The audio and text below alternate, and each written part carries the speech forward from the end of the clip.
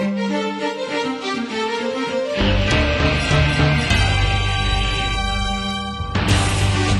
of this narrative is inspired by a book called Economic Policy by Ludwig Von Mises, written in 1958. An apparent lack of understanding of economics, or maybe an intentionally disinterested electorate, has risen to the surface of America. The next few minutes I will try to explain government intervention in the free market and why it's always a negative thing. Let us take Mises' simple example of milk.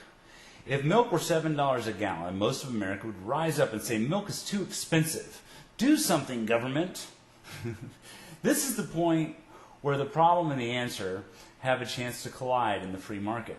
In a truly free market, someone might say, hey, look how expensive milk is. I'm going to buy 2 cows and I'm going to start selling milk for $6 a gallon, which would bring more and more new milk sellers, thus lowering the price of milk through healthy, legitimate competition.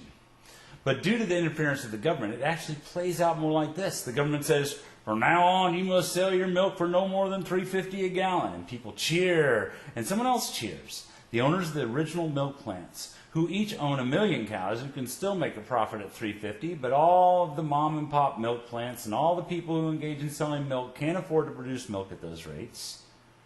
What's more, some of these owners decide, well, I won't sell milk anymore. I'm just going to sell off my cows for meat, or I'm going to use my milk to produce butter. But since the government has taken the profit from milk, I'm no longer going to produce it.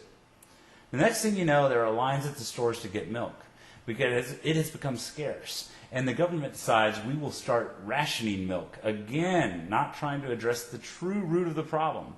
They also create more bureaucracy, trying to find out why milk is so scarce. So greedy milk producers say, well, feed's too expensive. And you guessed it, the government goes after the feed producers. And then it's just a chain. So they have succeeded in knocking out the competition of the large companies and made getting milk a real pain in the butt. Eventually, the price would just rise again, when all they needed to do was let the free market work. How does this same intervention affect us today? We've had an oil crisis in this country since the early 70s, but for some reason our vehicle manufacturers continue to make larger and less efficient vehicles. They've made unheard of profits and paid little attention to the overall health of America, where Americans would have a lot more money to buy new cars if they weren't being drained at the gas pumps.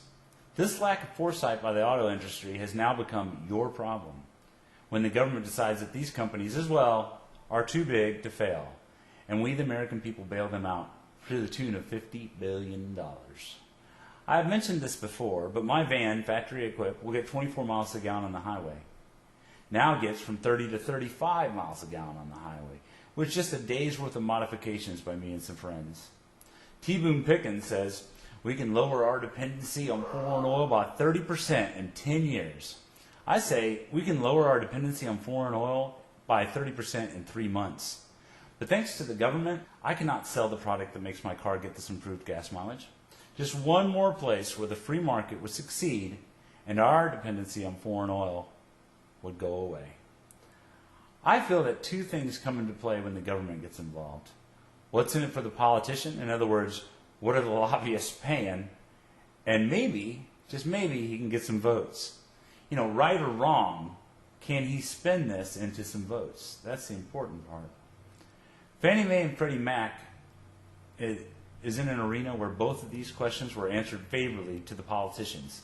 These 2 companies contributed millions upon millions to different politicians. Their original intention was affordable housing, even for folks who couldn't afford affordable. But what they really became was a dumping ground for unscrupulous bankers. Being a quasi-government entity, their call for risky loans that they would back had no problem being answered, to the tune of now $5 trillion. The government's intervention created the loophole and created the monster that facilitated the current disaster. In short, free market is not the problem. A government that can't seem to keep their hands out of the cookie jar is. Keep in mind, a free market does not mean no oversight. It means non-intervention, while always keeping your eye out for force and fraud. In my opinion, there has been plenty of that. We need to return our government back to we the people and out of the hands of lobbyists and bankers. Join me in this fight. Educate America. Limit our awkward and behemoth of a government. Forward this and other videos so we can wake up the average Joe. Don't scare them, just wake them up. Thanks.